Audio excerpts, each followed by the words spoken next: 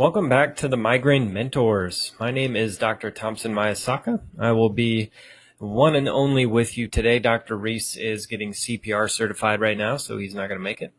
But in the meantime, we will talk about some topics that I think are really at the core of what allows people to feel better really quickly with migraine. And coincidentally, it's one of the things that I just worked through with a very chronic migraine patient, so we'll be able to kind of draw some examples with those. Let's dig into it. The topic for the newsletter this week is, do you suffer from metabolic migraine? And the easiest way to think about what that is, we'll just break it down into how well your body uses energy. Metabolism can be extrapolated to mean something way more complex than it is. For this case, let's just simplify it. Let's just think about it as, do you process carbohydrates well? Do you store energy well? And do you use energy well? So for the purpose of reducing migraines, we'll just stick to those for this, for the next 10 minutes or so. So if you read the newsletter, the first part is pretty heavily into blood sugar, which is always an indicator of metabolic function. If you get your blood drawn at the doctor, there's usually always a fasting blood sugar indicator, which lets you know how much sugar is hanging out in your blood. Generally, you want below the level of 100. It's considered healthy. Anything between 100 and I think 126 is pre-diabetes, and anything more than that is diabetes. And that's really important because it's an indicator of how well your body is storing the excess.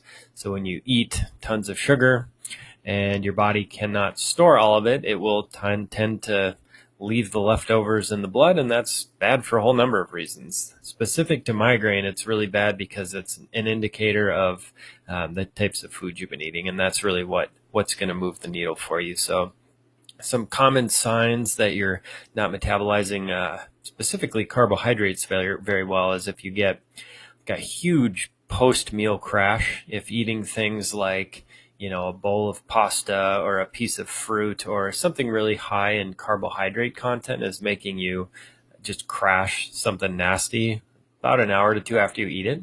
Sometimes sooner if it's something that metabolizes really quickly, like candy or apple juice or something really sugary.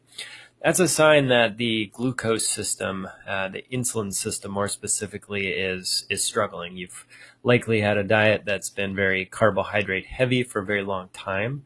And the simple way of thinking about it is it just wears out the insulin system, which takes sugar out of the blood, so it can't do it as well anymore. And specific for migraine, that's a huge issue. So if you think about migraine just as, think of it, just to simplify it, as when the nerves in your brain get touchy, when you do things to them, or you don't provide them with what they need in order to function at their best, they're a little bit more prone to misbehave. And in your case, misbehaving means triggering a migraine.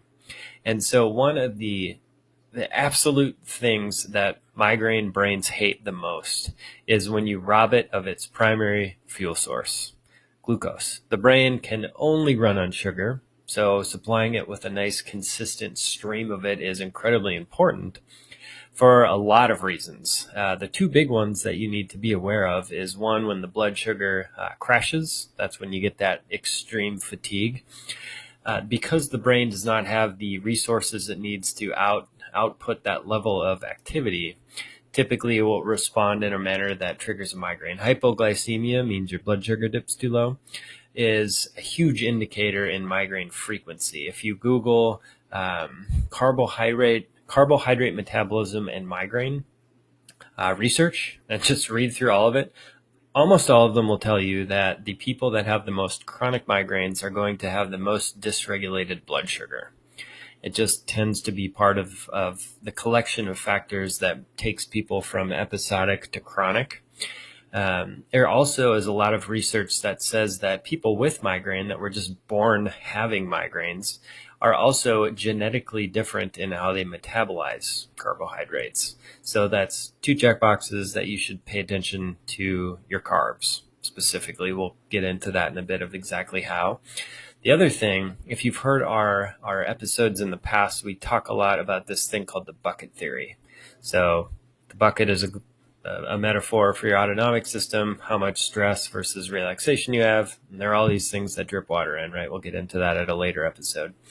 The point is that bucket, how much stress your system can take before it overflows and triggers a migraine. One of the easiest ways to make sure you don't contribute water into the bucket is to be vigilant of your carbs. Because when you get that big crash, that huge dip in blood sugar, the body kind of has these two like, oh crap moments. That's not supposed to happen moments. So the first one is when you eat a ton of sugar and you spike. Your blood sugar goes really high. Then your body goes, that's kind of like diabetes. That's bad. So we should take all this sugar out. Typically what happens is it takes too much out, which is why you feel that huge crash. And that is what we're talking about with the bucket. So when you crash and you don't have as much sugar as you should, your body will produce stress hormones, specifically cortisol and epinephrine, in order to mobilize the sugar from its stored place. And if you're trying to make your bucket not overflow, that's not a good thing. So if you have a diet that creates all these big fluctuations, you're using your stress response in order to pull sugar out, which is consistently filling up the bucket, which is bad. So all of those things tell you that a diet that really is protein and fiber first, good healthy fats. Just think of saturated is bad and unsaturated is good. It's a really simplified way to look at it. But to start, that'll get you pretty far. If you can just learn how to either time the meals correctly so you're eating every couple hours, or mix in the macronutrients is what they're called, which is just protein, carbs, and fat, combine those in a way that's more balanced, the food that you eat will take a lot longer to break down, and it will give you a much more stable supply of glucose throughout the day. You would be amazed at how quickly and profoundly that will reduce migraine intensity and frequency. If you go to our website, theneuralconnection.com, there's 2 testimonials. One of them is from a woman who was taking all of her sumatriptan 10 days into the month, so that the last 2/3 of the month would just wreck her.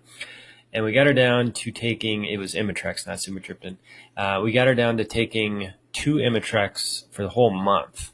And all we did was, a very large portion of what we did was just change what she's eating and how frequently she's eating it.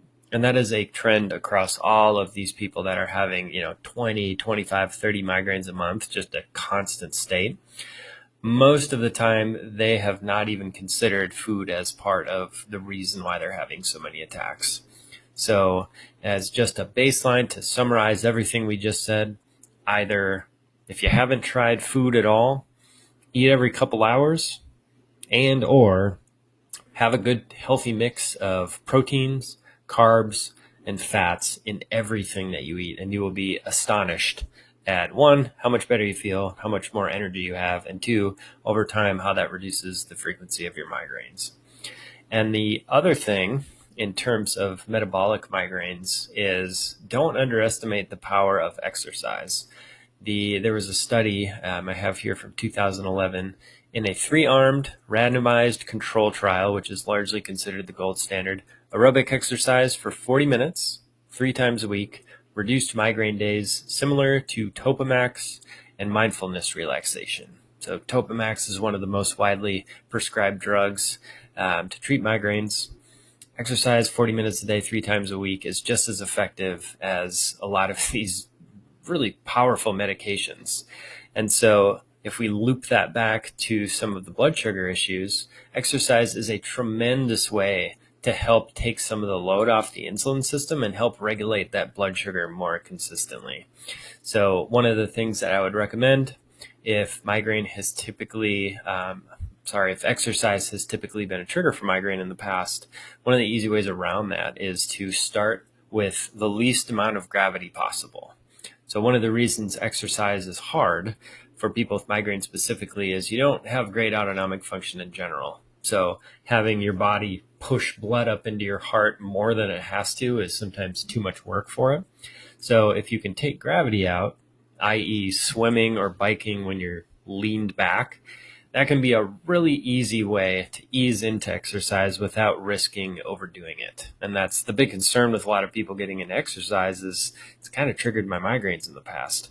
So if that is the case, start at 10 minutes, 15 minutes, swimming or biking leaned back, and then just work up to the point when you're able to be upright in a spin class or a treadmill or whatever you prefer doing. Absolute gold when it comes to managing glucose, when it comes to improving the output of your brain's energy systems. It's able to use and transfer energy a lot more efficiently. Those two things in general, I have seen it so many times. I don't like to use the word guarantee, but I can strongly suggest with a ton of conviction that if you can really get those two things down, those are the foundation of what's going to help you long term with migraines. So check some of this stuff out in the newsletter. There's a little bit more information. Thank you so much for continuing to listen with us. If you're new here, welcome. Subscribe down below. If you've been with us for a while, thank you for continuing to hang out with us. We're the Migraine Mentors. Our goal is to provide the best free information regarding migraines on the internet. We do this because we see these people time and time again, and we just know that you guys need the information, and it's just not out there in one place. So that's why we're doing it. We hope you guys are continuing to enjoy it. We really hope you guys are getting good information and helpful things out of this, and we'll continue to do it as long as you guys keep showing up. So my name is Dr. Miyasaka. We'll catch you guys next week.